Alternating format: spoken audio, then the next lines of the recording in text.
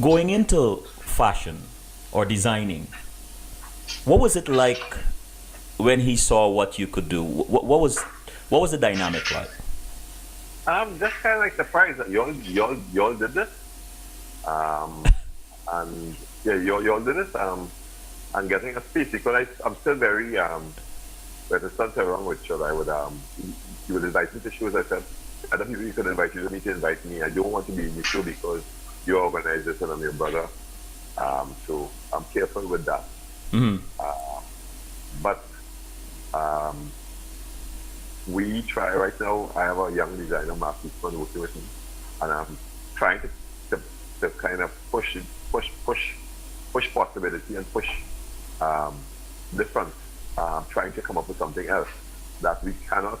But I see this cultural because a cultural project of working in design as denying the opinion or the option, the kind of viewpoint that we can't produce nothing and we can't produce ideas, and we have to be consumers.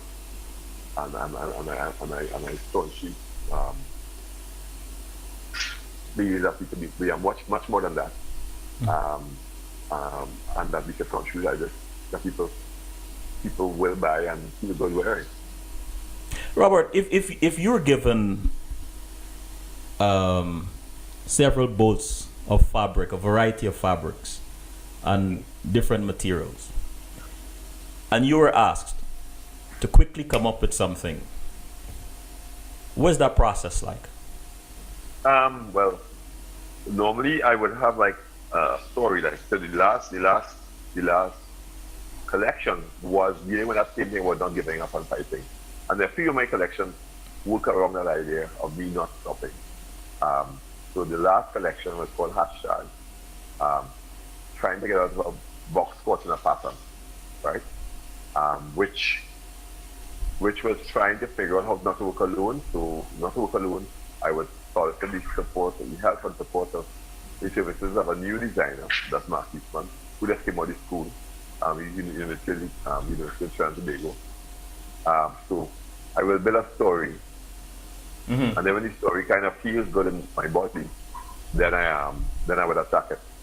But I work in chaos, crisis, and minimal resources. So to do a collection, we'll be thinking about it for a while, but we'll only execute it just like maybe 10 to 7 days before the collection is shown, right? We will draw, and I use the restraint of time, production capacity, pattern making ability, and skill and time, and put a whole set of constraints together to build a collection. So the collections are never fully executed from the fullness. So it is limited by how people live in the Caribbean, by how much resources they have, how much time they have, how much attention they have, how much people can commit to it, and whatever comes out is enough. So if I were to, I would ask would to get both the fabric. I didn't pay for that. Be a good thing. Um, and we will see, we will see what comes up. Like right now we are 2 weeks, maybe 15, 17 days from Panama, maybe 15 days from Panama, which is a big festival in Trinidad of 100 and something players playing on stage competing.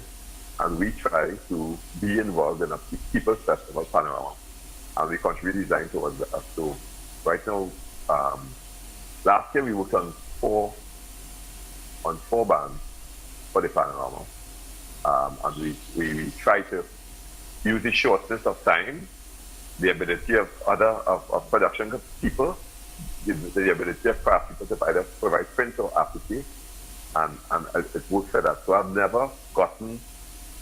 never produced a collection where I have all the time in the world and all the material I have at the resources. Never. Would you always short. Is this on the? Do you enjoy working on the edge? Does the edge drive you? What is it with you on the edge, Robert? Why? Well, that's too much of a private story. But yeah, I live. People know me. People who know me know that I live on the edge of a cutlass. Have you ever gotten anxious about not meeting a deadline? Of course. Mm-hmm. Every time. And how do you? Even today, I was in this interview car on. This is a deadline that can't move. And this interview car happened because the cutting table is not finished. Right. I have to get home to do this. And we figured it out. So we use the resources we had and we were able to do this out in the workshop. I like to adapt, man. I believe in adapting. I also, like 1 year we did a collection called The Study of Five. The Study of Five? Yeah, mm-hmm. Which was the 25th year. And knowing that I didn't have much time, money, and resources of people to produce, I built a collection around that. So The Study of Five, 5 times 5 is 25. 5 producers, 5 days to produce it, 5 ideas, 5 colors, 5, and we repeated this 5 things, right? And we developed some of the most interesting work that I've done in a way in the last period of time, where they're very simple things but could be transformable. And that Study of Five ended up in this thing called the trying to get out of a box caught in a pattern, right? Which is about the ceremonies that people do to get their life to shift. When we celebrated the 50th anniversary of independence of Jamaica and Trinidad, we did a collection called Obia, which kind of stayed on the same things that people do to try to get out of wherever they're stuck, right? So I recognize people get stuck a lot of times, and I try to build collections around that idea, right? So am I understanding that there's a lot of spirituality, a lot of metaphysics in your approach to your work, in your work? It could be described like that if other people would describe it. If I would describe it, no, because I am whatever. I try not to break up things from our experience. We have a human experience. What it is. So you don't do definitions. All the gamuts of people. Huh? You don't do definitions. No, we do I do definitions, but I try to change them, or the ones that people struggle with, or have bought and owned, like spirituality or religion, and they've owned it. Catholic churches owned it, and other churches have owned it. So I stay away from it. What we experience, what people experience, what another person experience, and people say that you're having a high spiritual experience, is how human beings can experience things. Mm-hmm. It's not his experience, it's how human beings experience the world, mm-hmm. or the universe, or where they occupy. And it could be things that our senses, the 5 senses that we think we have, right. we have more, could digest and articulate and describe. And this is talking about spirituality. My understanding of using words to describe, or using songs to describe what spirit is limited. And I'm definitely not going to accept somebody else's opinion of what that is, because that is also limited. And especially when it seems limiting, is even worse. So things are not fixed. We describe the world as we see it with the resources we have now, and we'll describe it differently next time. Next time. Yeah. I see. There's your approach is sort of limitless or boundaryless, and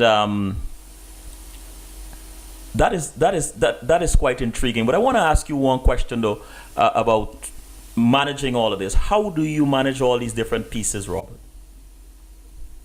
How do you say that again? How do you manage all these various pieces when you said you guys do a lot of drawing, and then maybe 6 or 7 days before the actual deadline you start production and so on, but there are lots of little Right. pieces that go into this. Well, the ideas are drawn and thought about and muddled around and experienced. Then the pattern makers would approach it too, but they also do it with limit of time and space. And we do that.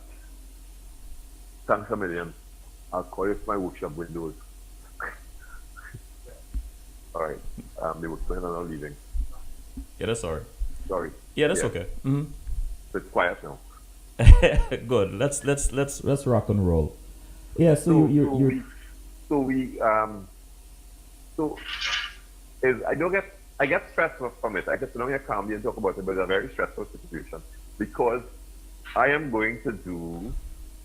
We have one field band now, right? Super over for Panorama. We may do up to 4 field bands.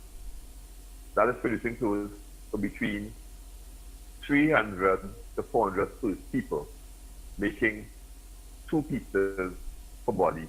That's 800. And sometimes you have to do hats and belts and other little attachments for it, right? We have a pool of producers who work with us, okay. right? We have a pool of producers who work with us, but I have to wait until Sunday to find out who is in the finals, and then find out if they have resources from their sponsors or if they have found money to fund them, because somebody might say, oh, gosh, you're getting the finals, and we didn't know you're getting the finals. I would fund your clothes for you, and I will come and present, and I have to negotiate. So that management, I have 10 days. Wow. What is your motto, Robert, if any? Yeah, What is your motto, if any? yeah. At first, yeah, we used to have at first, we had at first, when Napoleon, Camille, and Ada was around, we had four words that we used, 4 descriptions of tools. Culture-chronic, which is kind of mixture of cultures. Mm-hmm. We had a line inside the cloth called that. We had statement, exclamation mark, which is where we just protest tools and made statements. So like in the 80s, we did a lot of things around Mandela and in and all that. I call yeah. You didn't take your money. Yeah. Robert, this is a good time to take a quick break. Let's take a quick break. Right. Let's take a quick break. Taking a break. He's taking a break. Yeah, too much interruption.